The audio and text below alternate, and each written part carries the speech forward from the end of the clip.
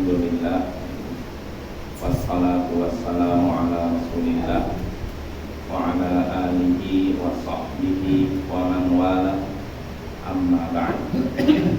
Ayolah ikhwah, a'azzani wa a'azzakumullah, saudara-saudara yang semoga dimuliakan oleh Allah.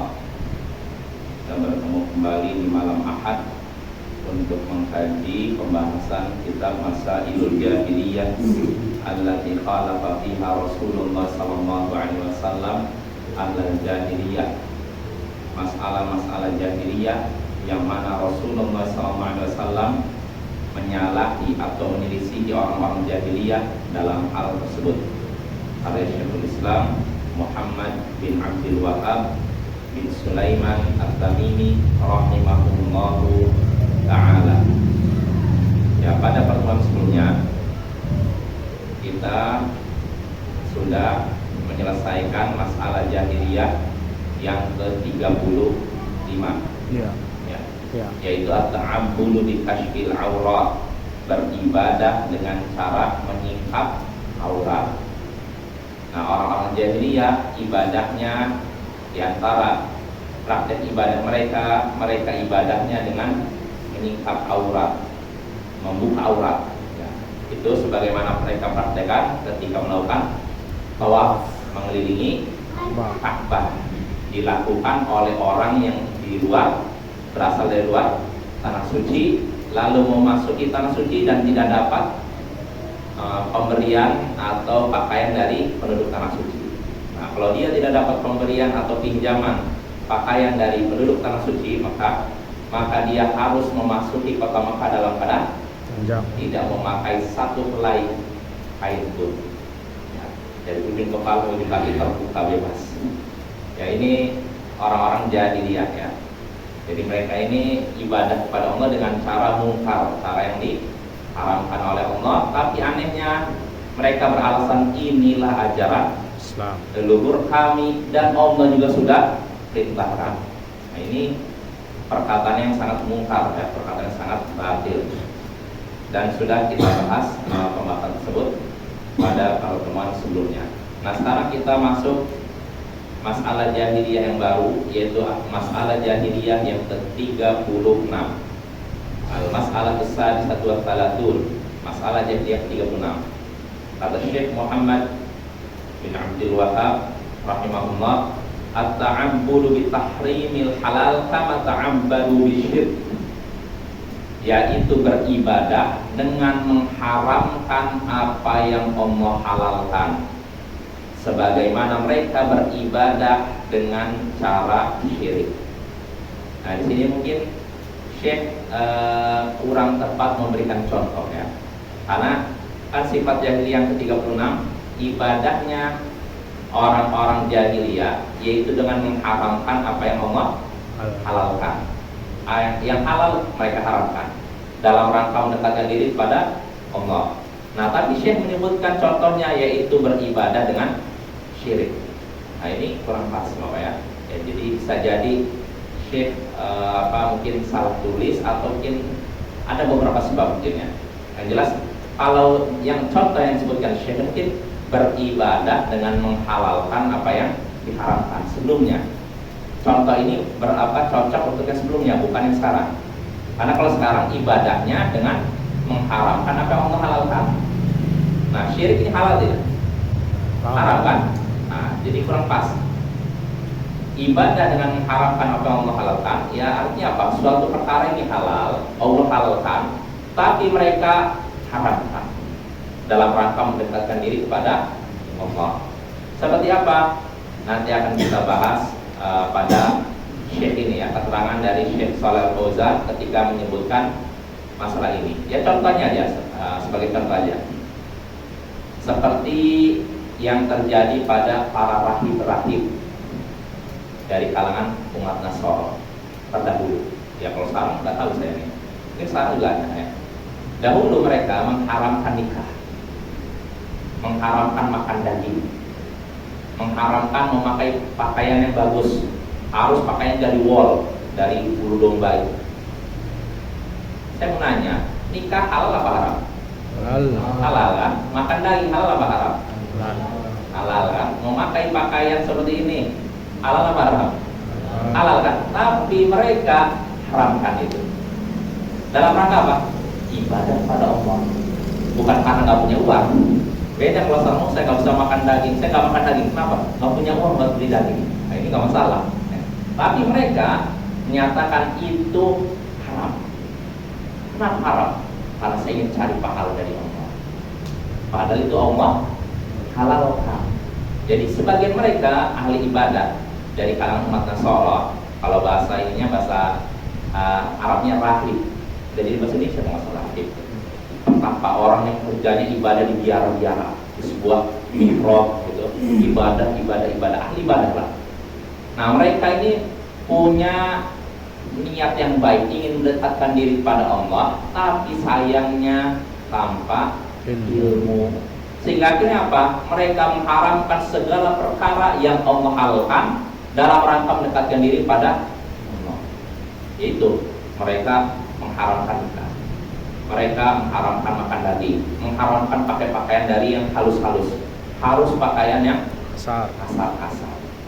Nah, yang seperti ini namanya beribadah pada Allah dengan mengharamkan apa yang Allah halalkan, dan itu tidak diperbolehkan. Tapi sayangnya walaupun begitu, sebagian kaum sufi mengikuti jejak mereka. Orang sufi mengikuti jejak mereka, sebagian ya, enggak semuanya. Sebagian mengikuti jejak mereka. Di antaranya apa? Sebagian mereka tidak mau nikah. Itu ibaratnya suatu yang menghalangi dari ketaatan kepada Allah. Terus sebagian mereka juga tidak mau makan daging. Sampai ada ungkapan siapa yang makan daging, katanya apa? Hatinya akan keras selama 40 hari atau apa gitu. Kurang lebih gitu katanya. Dan gak mau memakai pakaian halus, mau pakainya wool juga, mirip kayak mereka kan? Wool, suf. Makanya Bapak asal usul kata sufi dari kata suf. Suf artinya bulu domba. Kenapa dikatakan sufi? Karena generasi awal kaum sufi, ketika muncul sufi pertama kali, orang-orang sufi itu suka memakai pakaian dari wool, bulu domba. Jadi mereka kerja di ibadah di tempat-tempat sepi, kadang di gua-gua, mengasingkan diri dari masyarakat ibadah dengan memakai pakaian itu, pakaian dari bulu domba yang melambangkan zuhud terhadap dunia, jauh dari dunia. Ya, karena itulah mereka suka memakai pakaian suf, bulu domba, makanya mereka dikenal dengan sufi. Ya, sufi bukan suka film India, tapi maksudnya itu suka artinya memakai pakaian dari suf, yaitu bulu domba. Yaitu contohnya Bapak ya, itu perbuatan yang tentu saja tidak dibenarkan dalam Islam. Gak boleh kita mengharamkan apa yang Allah halalkan, sebagaimana kita juga tidak boleh menghalalkan apa yang Allah haramkan. Ya. Jadi sesuatu yang halal, jangan diharamkan. Ya. Kecuali kalau kita bukan mengharamkan, tidak memakan atau menggunakan yang halal karena alasan misalkan yang bisa dibenarkan. Contohnya apa? Kesehatan. Seperti Umar bin Khattab ketika jadi khalifah, dia nggak mau makan daging. Suatu saat, nggak sepanjang masa dia nggak makan daging, tapi pernah pada suatu waktu dia nggak mau makan daging. Kenapa? Menceklik.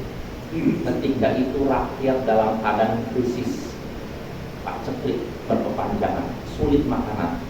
Umar bin Khattab sanggup makan daging, tapi dia nggak mau. Dalam rangka apa? Menjaga masyarakat, perasaan rakyatnya. Seorang pemimpin makan enak, rakyatnya kelaparan. Maka Umar nggak mau. Ya bukan berarti Umar yakin itu haram, makan daging halal. Cuma dalam keadaan demikian dia nggak mau. Dalam rangka menjaga seperti itu Bapak ya. Nah itu menunjukkan kalau seorang tidak mau memakan yang halal, menggunakan yang halal karena alasan tadi, diperbolehkan.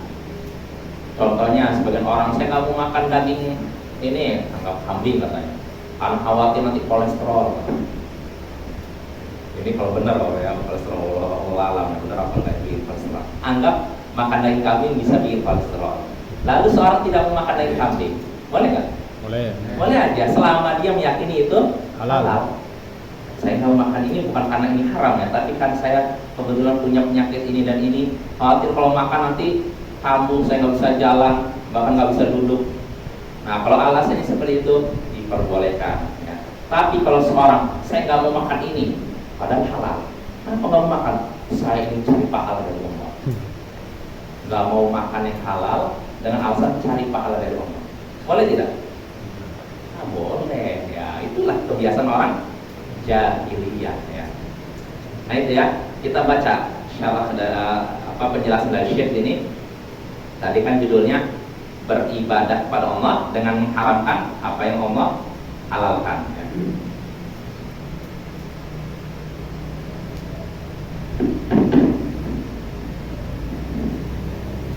Atasnya ini, min masaili ahli jahiliyah ta'abbuduhum ay taqarrubuhum ila Allah bi tahrimi ma aujabahu Allah. Di antara kebiasaan, di antara masalah jahiliyah, sifat-sifat jahiliyah, yaitu mereka beribadah, yakni mendekatkan diri kepada Allah dengan mengharamkan apa yang Allah wajibkan. Ini wajib tapi kata mereka haram. Contohnya apa? Syekh menyebutkan contohnya terkait dengan contoh sebelumnya juga. Faharramu satral aurah fit tawaf kama sabaqa min halil musyrikin. Yaitu mereka mengharamkan nutup aurat ketika tawaf, sebagaimana sudah berlalu ketika menjelaskan keadaan orang-orang musyrik. Saya menanya, nutup aurat ini hukumnya haram, makruh, mubah, sunnah atau wajib? Wajib. Apa hukum nutup aurat? Wajib, bukan cuma sunnah ya. Nah, tapi orang jahiliyah menyatakan haram. Jadi ketika mau masuk kota Mekah, lalu nggak dapat pakaian dari penduduk kota Mekah, maka kata mereka haram menggunakan pakaian ini. Harus dicopot semuanya, terbuka dari ujung kepala sampai ujung kaki. Nah, jadi mereka mengharamkan apa yang Allah wajibkan. Padahal menutup aurat itu hukumnya wajib. Bayangkan, tapi mereka haramkan. Berarti mereka mengharamkan apa yang Allah halalkan. Nah, itu orang-orang musyrik jahiliyah, yaitu orang-orang musyrik Mekah atau Arab secara umum. Wa kadzalikal yahud wan nasara. Demikian pula orang-orang Yahudi dan Nasara, kata Syekh. Fal yahud harramu 'ala anfusihim katsiran minat thayyibat. Orang-orang Yahudi mengharamkan atas diri mereka segala yang baik-baik. Wal yahud Nasara, maaf, itu orang-orang Nasara mengharamkan banyak perkara yang baik-baik pada diri mereka sendiri, diharamkan. Gak mau makan ini, gak mau makan ini, katanya haram. Padahal Allah halalkan. Ini orang Nasara. Kebalikannya, wal yahud abahu li anfusihim ma haramallah. Sedangkan orang-orang Yahudi menghalalkan bagi mereka apa yang Allah haramkan. Ya. Ini kebalikannya ya. Contohnya apa? Mithlur riba, seperti riba. Orang-orang Yahudi menghalalkan riba, wa qadnu anhu, padahal mereka sudah dilarang melakukan riba. Wa aklihim amwalan nasi bil batil, mereka juga menghalalkan memakan harta manusia dengan cara batil. Nah, lihat tuh, ini ya, Nasara mengharamkan, Yahudi menghalalkan. Ya, walaupun sekali lagi tidak semuanya, tapi banyak mereka melakukan itu. Wal musyrikuna harramu anwa'an minan bahimatil an'am minhal bahira was-sa'iba wal wasilah. Dan orang-orang musyrik mengharamkan berbagai macam hewan ternak. Di antaranya bahira, was-sa'iba wal wasilah. Ini jenis hewan tertentu yang intinya ketentuan hewan ini diharamkan untuk dimakan karena untuk berhala ini berhala. Ini ketentuan dari mereka sendiri. Enggak pernah diajarkan oleh Nabi Ibrahim. Karena orang-orang musyrik zaman jahiliyah ngaku apa? Mengikuti Nabi Ibrahim. Penduduk Mekah, Abu Jahal, Abu Lahab, Al-Walid bin Al-Mughirah dan teman-temannya, mereka mengikuti Nabi, mengaku mengikuti Nabi Ibrahim ya. Tapi Nabi Ibrahim gak pernah mengharamkan apa yang Allah halalkan ya. Jadi di sini katanya dan berbagai macam hewan ternak mereka namakan dengan nama-nama tadi, wa yuharrimunaha lil asnam. Lalu mereka haramkan itu untuk berhala-berhala mereka. Maka Allah pun, sini kata Syekh, wa qad nahallahu al-mu'minina 'an dzalik. Maka Allah pun melarang orang-orang beriman dari perbuatan tersebut. Perbuatan apa? Mengharamkan binatang-binatang ternak. Jenis tertentu ini diharamkan. Apa alasannya? Dibenarkan.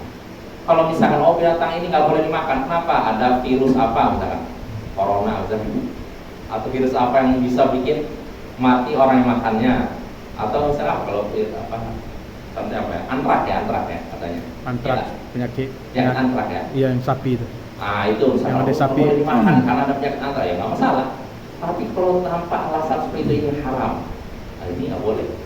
Dan itu termasuk dosa besar ya. Maka di sini Allah katakan melarang orang-orang beriman melakukan itu. Ya ayyuhalladzina amanu la tuharrimu thayyibati ma ahallallahu lakum wa la ta'tadu. Hai orang-orang beriman, jangan kalian mengharamkan segala sesuatu yang baik yang Allah halalkan bagi kalian. Wa la ta'tadu, dan jangan kalian berlebihan. Berlebihan itu apa? Dengan mengharamkan apa yang Allah halalkan atau menghalalkan apa yang Allah haramkan. Dibalik-balik ya. Innallaha la yuhibbul mu'tadin. Sesungguhnya Allah tidak menyukai orang-orang yang berlebihan. Jadi ketika kita mengharamkan apa yang Allah halalkan, ini berarti kita sudah berlebihan. Ketika kita menghalalkan apa yang Allah haramkan, ini juga sikap berlebihan. Yang benar di tengah. Kita katakan yang haram haram, yang halal halal. Jelas Bapak ya? Dan sudah kita bahas, Allah kan mengharamkan, sudah mengharamkan segala sesuatu dan yang menghalalkan. Artinya kalau sudah Allah haramkan, kita tinggalkan. Yang dihalalkan kita laksanakan. Kalau makanan tinggal kita makan. Nah, dan sudah kita bahas juga, hukum asal segala sesuatu di dunia ini adalah halal. Jadi nggak perlu kita dalil khusus, karena yang Allah haramkan sudah disebutkan dalam Al-Quran dan hadis. Cukup itu saja. Yang Allah haramkan dengan yang Allah halalkan lebih banyak mana? Yang Allah halalkan. Yang haram udah ditentukan. Artinya kaidahnya gini. Misal Allah mengharamkan beberapa hewan, berarti cuma itu saja yang haram, sisanya halal. Jadi kalau misalnya kita menemukan suatu hewan yang nggak pernah kita lihat seumur hidup kita, hewan ini mungkin misalkan sejenis apa, misalkan sapi, tapi kok mukanya aneh, ada buntutnya ada 2 misalkan, kakinya ada 6. Maka ini kan masalah makanan. Hukum masalahnya apa? Haram apa halal? Halal. Sampai jelas ada ayat Al-Quran, hadis menyebutkan itu haram. Kalau nggak ada sudah makan. Ya, jadi masalah dunia begitu. Jadi masalah dunia silahkan kita makan apapun, lakukan apapun selama tidak ada yang melarang. Maka kalau kita ditanya apa hukum makan bakso, apa ada yang mengharamkan? Ayat Al-Quran, la ta'kulu bakso. Jangan makan bakso. Atau hadis Nabi, nggak ada. Lalu hukum asalnya Halal. halal, kecuali kalau baksonya dari babi, lain lagi. Jadi hukum asal segala sesuatu halal sampai datang larangan atau pengharaman dari Allah. Itu dalam masalah makanan, masalah muamalah. Adapun dalam masalah ibadah, maka hukum asalnya haram. Artinya kita tidak boleh kerjakan sampai ada perintahnya. Kalau tidak ada perintahnya, jangan. Jadi jangan dibalik masalah agama, nggak apa-apa kerjakan selama belum ada larangannya. Kalau prinsipnya seperti itu, hancur Islam. Kenapa? Karena agama kan sudah sempurna. Kalau seorang silakan melakukan ibadah apapun selama tidak ada larangannya, ya mak. Pertanyaan apa ada nanti wahyu turun lagi? Oh itu terlarang, ada? Ada. Makanya dalam masalah ibadah kita nggak boleh melakukan apapun sampai tahu ada yang memerintahkannya, ada ayat yang memerintahkan, hadis yang memerintahkan. Kalau nggak ada, jangan kerjakan. Ini ibadah. Tapi kalau masalah dunia, adat istiadat atau mungkin makanan, silakan kerjakan, silakan makan selama belum ada larangannya. Jadi kalau dalam masalah dunia, silakan kerjakan.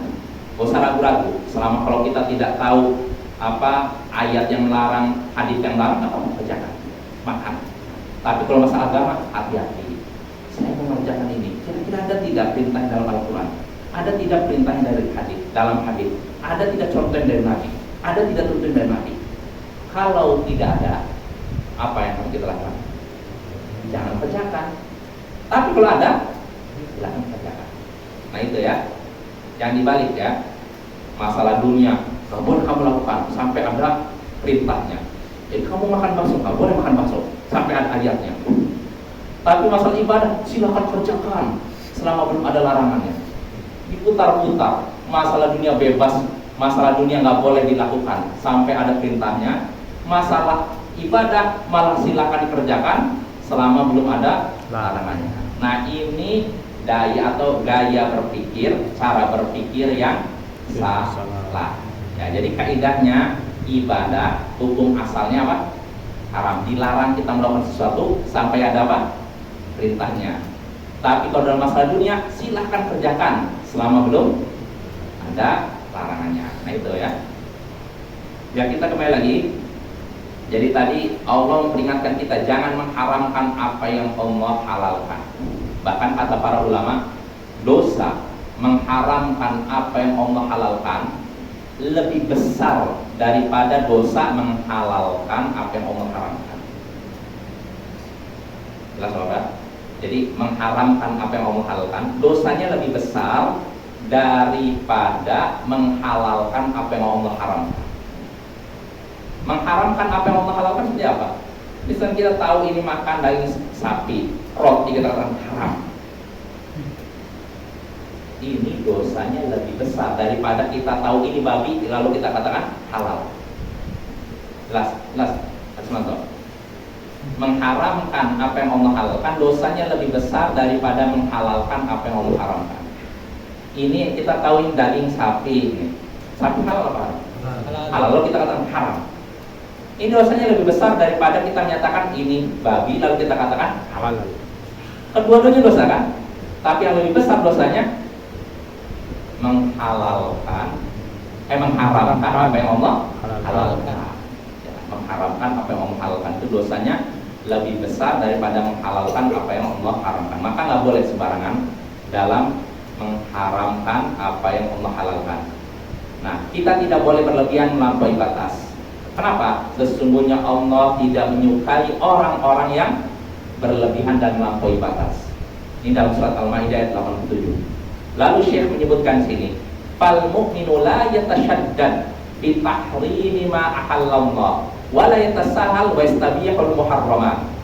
Seorang mukmin tidak boleh bersikap keras dengan apa? Mengharamkan apa yang Allah halalkan. Nggak boleh, udah jelas halal dikatakan haram, nggak boleh. Dan tidak boleh juga bermudah-mudahan lalu membolehkan yang diharamkan. Nggak boleh juga ya. Yang ini halal lalu dikatakan haram, yang ini haram dikatakan halal. Nggak boleh, dua-duanya nggak boleh ya. Bal yakunu mu'tadila, hendaknya dia pertengahan ya. Nggak boleh ekstrem kanan, ekstrem kiri ya. Fatahrimul halali wa tahlilul haram min dinil jahiliyah. Nah ini kata Syekh, mengharamkan apa yang Allah halalkan atau menghalalkan yang haram ini termasuk ajaran jahiliyah. Maka nggak boleh kita tahu ini halal kita haramkan, nggak boleh haram dengan alasan apapun kecuali alasan seperti kesehatan atau alasan yang sudah kita bahas tadi. Adapun mengharamkan apa yang Allah halalkan karena tradisi nggak boleh juga. Jelas Bapak-bapak, nggak boleh kita mengharamkan apa yang Allah halalkan dengan alasan tradisi. Kita boleh mengikuti tradisi selama tidak bertentangan dengan aturan agama. Kalau sudah bertentangan aturan agama, boleh. Nggak boleh taati. Ya. Karena apa? Nanti kalau kita sudah mengikuti tradisi sehingga mengharamkan apa yang Allah halalkan, berarti kita sudah jadikan tradisi ini sebagai agama. Berarti sudah membuat tandingan hukum, buat tandingan Allah. Membuat hukum tandingan di samping hukum Allah. Boleh seperti itu ya. Ya contohnya menghalalkan apa yang Allah halalkan, mengharamkan apa yang Allah halalkan. Misalkan apa? Ya nggak perlu saya sebutkan, sensitif pokoknya. Pokoknya kalau kita tahu suatu perkara itu halal ya, dihalalkan dalam Islam, nggak boleh kita katakan nggak boleh. Kenapa nggak boleh? Karena menurut tradisi kami itu nggak boleh, nggak boleh. Nggak boleh kita mendahulukan tradisi dibandingkan syariat ya. Makanya ada istilah adat pesandi syara Pesandi kitab Allah. Itu yang kita praktekkan ya. Lalu kita lanjut. Fala yajuzu li ahadin, kata Syekh, an yuhallila wa yuharrima illa bidalilin min kitabillah. Maka tidak boleh seorang pun menghalalkan dan mengharamkan kecuali kalau ada dalil dari kitab Allah, yaitu Al-Quran dan juga Sunnah. Syekh kurang nyebutkan ini.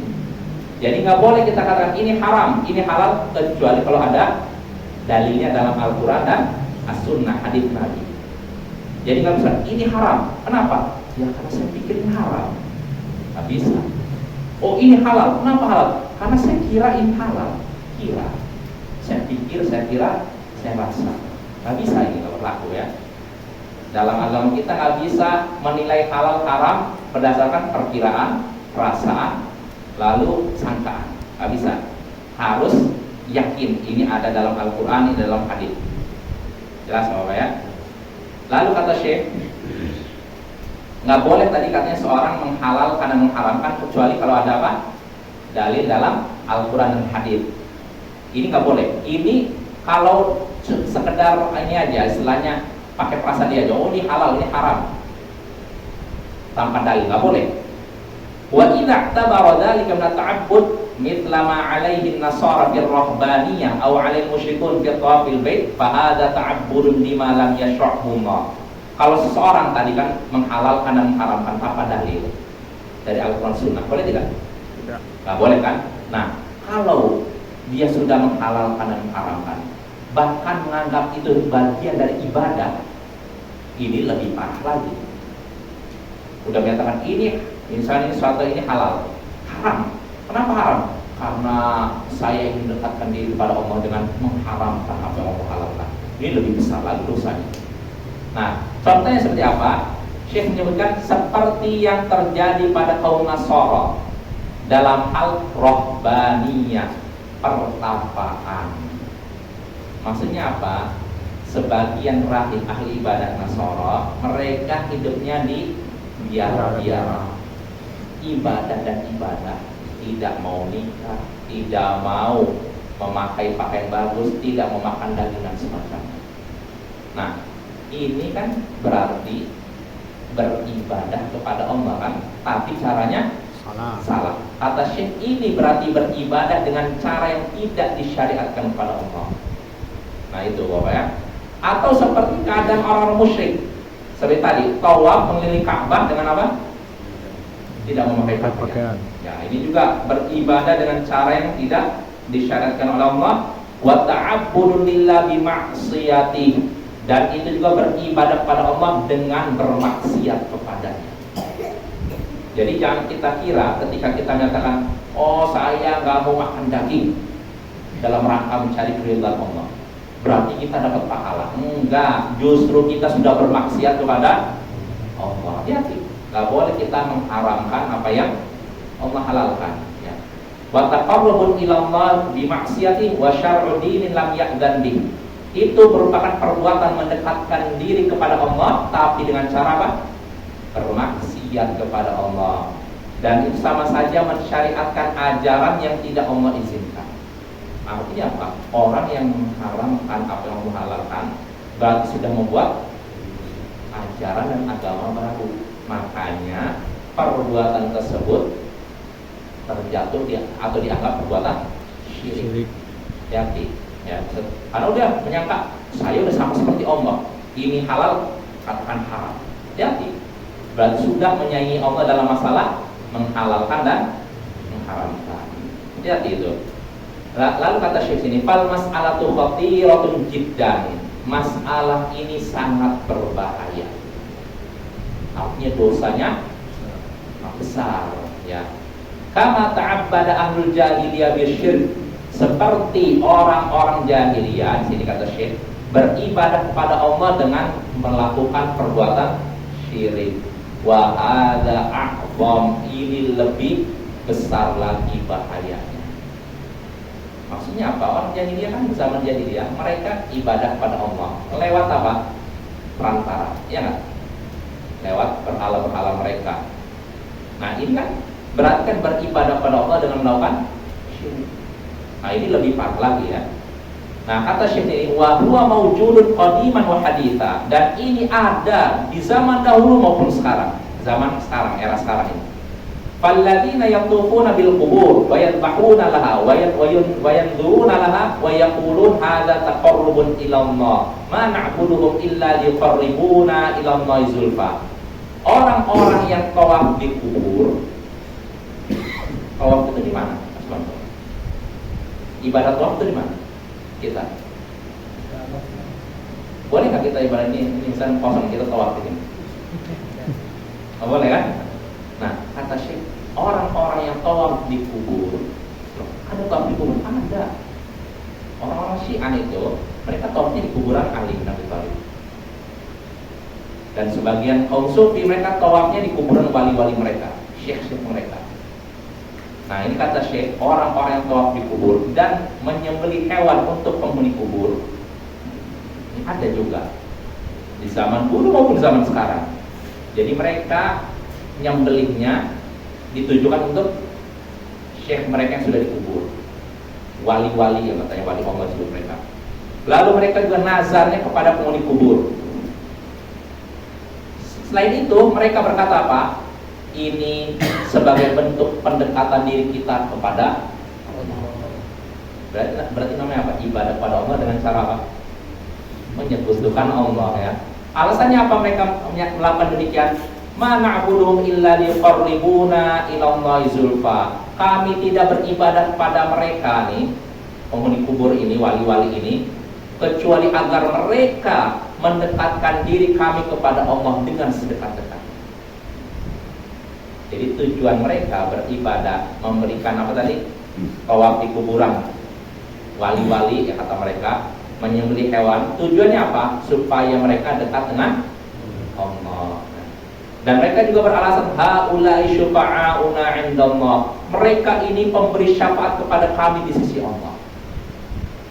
Jadi kenapa kami ini selalu datang ke makam keramat seperti ini, ngasih apa sesajen atau apa? Karena mereka ini akan memberikan syafaat kepada kami di akhirat nanti. Nah, ini namanya perbuatan syirik. Hadza 'indal musyrikin al-awwalin wa 'indal musyrikin al-mu'asirin al-muntasibina ilal Islam.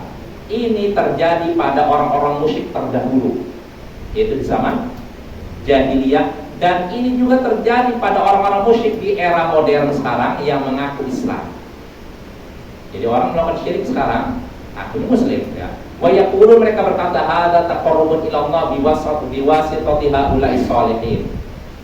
Ini perbuatan kami ini sebagai bentuk mendekatkan diri kepada Allah lewat orang-orang soleh itu yang sudah meninggal. Jadi kami ini beribadah pada Allah lewat itu orang-orang soleh itu.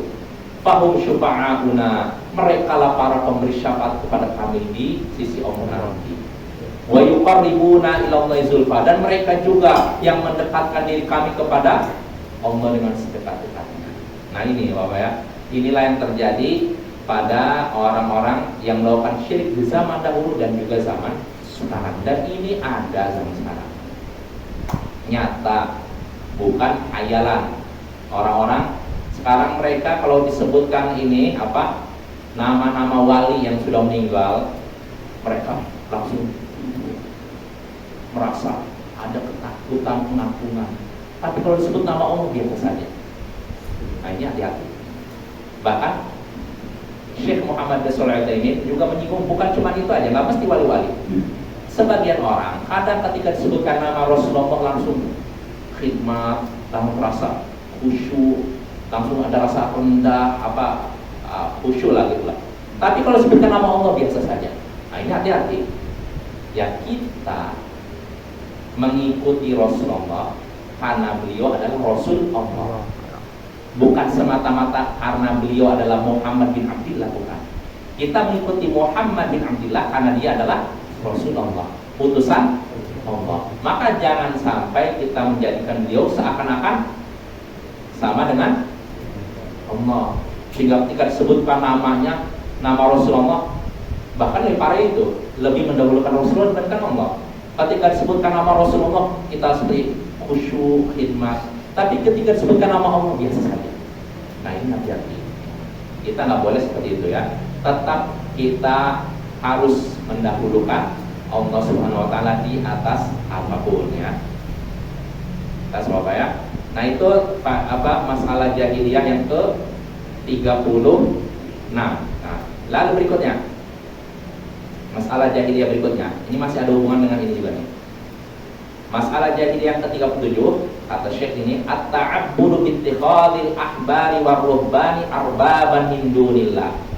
Beribadah kepada Allah dengan menjadikan pemuka agama dan ahli ibadah sebagai sembahan selain Allah.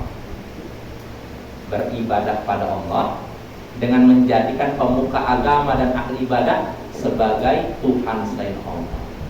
Maksudnya apa? Pokoknya pemuka agama ini ngomong apapun pasti benar. Gak perlu kita pikirkan benar salah. Pokoknya gak usah nanya apa itu dalil. Perbuatan ulama ini pasti dalil. Jadi gak boleh nanya apa itu dalilnya, nggak. Pokoknya apapun yang dilakukan ini adalah dalil. Nah ini hati-hati nih. Ya. Perbuatan ulama bukan dalil. Yang dalil itu perbuatan Nabi. Perbuatan sahabat bukan dalil. Kalau sahabat Nabi melakukan sesuatu, nggak otomatis jadi dalil. Kecuali kalau sahabat ini melakukan sesuatu itu karena ikuti Nabi. Tapi kalau semata-mata perbuatan sahabat bukan dalil. Dalil itu Al-Quran, Sunnah, dan apa? Ijma. Atau satu lagi, atau sebagian ulama qiyas. Selain itu bukan dalil, Bapak ya. Maka nggak boleh kita menjadikan perbuatan seorang sebagai dalil. Kenapa kamu itu melakukan ini? Ya karena ustaz itu melakukan itu. Oh, bisa. Perbuatan ustaz bukan dalil.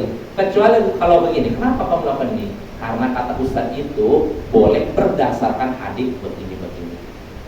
Apa kita ikut. Tapi kalau kenapa kamu melakukan ini? Oh karena kata ustaz itu boleh. Nggak tahu itu ada dalilnya atau tidak. Yang penting perbuatan ustaz itu boleh dan itu adalah dalil. Dan yang seperti ini perbuatan yang terlarang, Bapak ya. Insya Allah ini akan kita bahas panjang lebar pada pertemuan berikutnya, yaitu masalah beribadah kepada Allah dengan menjadikan para pemuka agama dan ahli ibadah sebagai sembahan selain Allah. Wassallallahu ala nabiyyina Muhammadin wa ala alihi wa sahbihi ajma'in. Wa akhiru da'wana alhamdulillahi rabbil alamin. Assalamualaikum warahmatullahi wabarakatuh.